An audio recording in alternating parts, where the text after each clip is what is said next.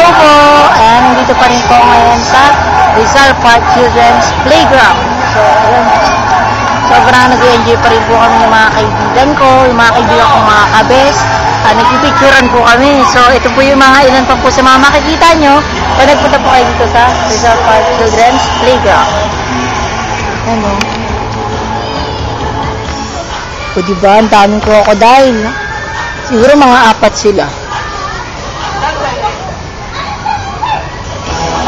Tapos sila naman pong kadulasan.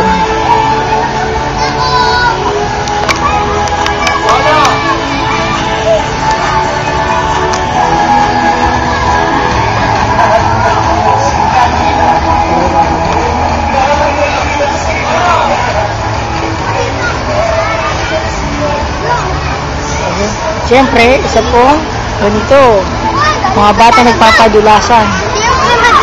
Siyempre, may mga unggoy. Tapos, isa pong dolphin or balyena. I think, meron pong crocodile sa ilalim. Nakakatakot. Pero, okay lang po. Ano lang po, radol pa lang po yan. Saan yung mga dolphin, balyena.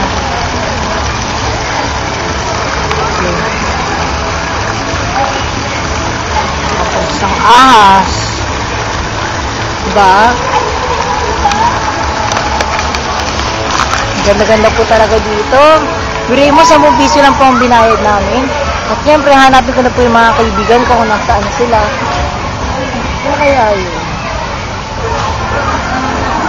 So, ayun. Ayun sila. Nakita ko na. So, tatanungin po natin sila kung anong masasabi nila dito sa pinagandang Rizal Park Children's Playground. So, ayan. And eto po ang kaibigan ko si Gretchen. Ayan, picturean ko sila, oh. Gretchen, dahan-dahan ka, may tao sa likod.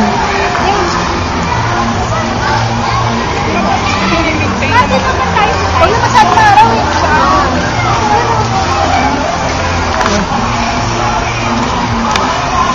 So, ayan. Gretch! Gretch! So, tatanungin ko na po, ah. Hi, Gretchen! Gretch, tatanungin lang kita ka, best Gretch. Anong masasabi mo sa pinagandang Rizal Park Children's Playground? Anong masasabi mo, Gretch? Ganda siya. O, di ba? Nagandaan po siya. Yung kaibigan ko po nagpipicture. Hi, Janela! Anong masasabi mo sa pinagandang Rizal Park Children's Playground? Actually, masaya siya. Matagal nag-stress namin dalawa. Wow! Siyempre, kasi po, nilalapit na po ang kanilang pag-take ng 2010 December Nursing Board Exam. So, good luck sa kanila. So, at least somehow napasaya ko sila, natanggal ko yung stress nila kahit panandalian lang. So, dito na lang po muna tayo. Mamaya, papakita ko nasaan na kami, ha. Bye po muna.